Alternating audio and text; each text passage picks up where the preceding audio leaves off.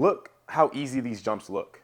I'm accessing about 90 to 95% of my vertical without trying very hard. This is because I have a very high max vertical reserve. Today I'm gonna be teaching you what that term is, the 3 ways to get a higher max vertical reserve, and how you can apply it to your training so that you can jump higher at lower effort levels. And this is extremely important, especially if you are an athlete that plays a sport like basketball or volleyball, because most of the time you take a jump in those sports, you're not trying as hard as you can because of the environment. It's not an ideal environment to get a max approach at max effort. First, the term, max vertical reserve. The first 2 words are pretty easy to understand. Your max vertical. Think of reserve as how big your gas tank is, and that gas tank being your vertical. So the bigger your gas tank at each level in the tank, 10%, 20%, 30%.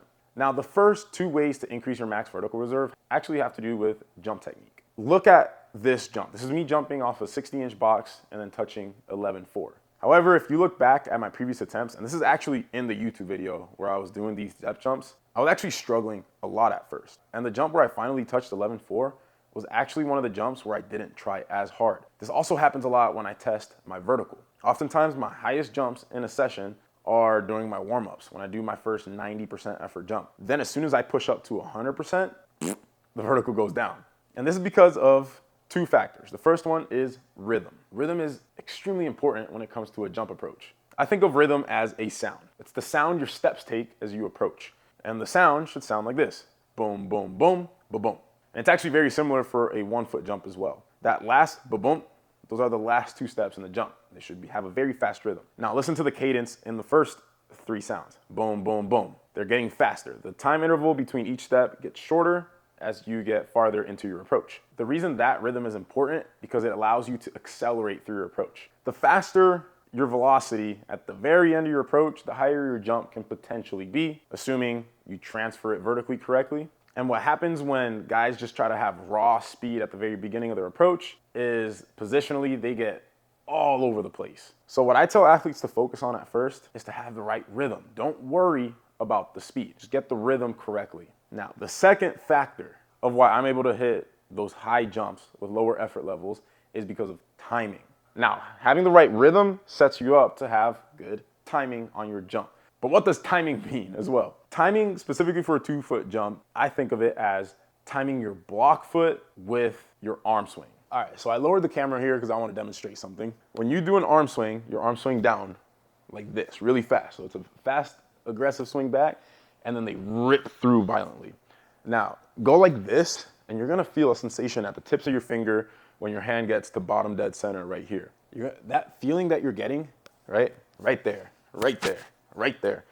That feeling you get is the blood rushing to your fingertips. Now I'm gonna lower the camera even more. So what I mean by timing is timing the block foot with the arm swing specifically at bottom dead center, when you feel that sensation of blood rushing to your fingertips. So as your block foot hits, boom, that's where your hand should be. Boom, boom. No matter how slow or how fast your approach is, if you're trying to jump as high as possible, that part right there needs to be timed correctly. Now, looking back to my depth jumps, I was trying to time it. When I jumped my highest, I timed my arm swing so that as my foot is about to hit the ground, my arm is swinging back, right?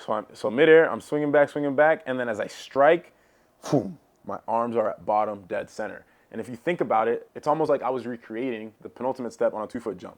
Think of that 60-inch depth drop as what happens when you're taking your penultimate step, right? You're in midair, your arms are swinging back. So as I'm dropping from the box, my arms are swinging back, and then I'm trying to time it so that as my foot hits the ground, boom, bottom dead center.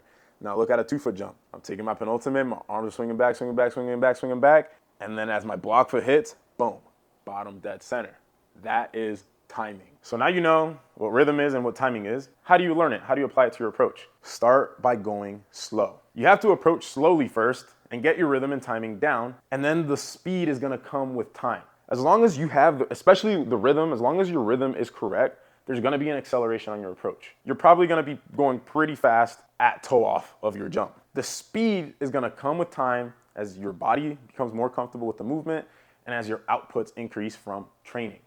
And you're naturally just gonna be able to add speed. What happens if you try to add speed too early is you're gonna throw off your rhythm, you're gonna throw off your timing, and you're probably not strong enough to handle that velocity in your approach yet.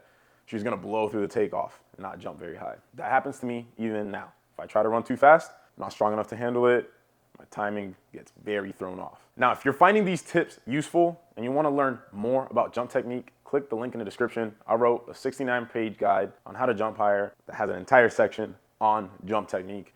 And if you want to get coached by my team of experts personally to improve your jump technique and analyze them 24/7, you can also go to THPstrength.com, where we currently have a 90% discount off of your first month, so you can try the coaching and see if it's for you. Now, the third way to increase your max vertical reserve. And if you do this, rhythm can go out the window, timing can go out the window. You can just do this thing and you will jump higher, especially at lower effort levels. That is training. The reason you want to train is to become a force output monster. That's the whole reason THP exists, is to create output monsters. Now, my 2-foot vertical has increased to 50.5 over the time of training with THP. Guess what my 1-foot vertical also did without training it? Went up. And I have a terrible rhythm and timing with it. Guess what my standing vertical did without me ever doing standing jumps? It went up. Guess what my sprints did?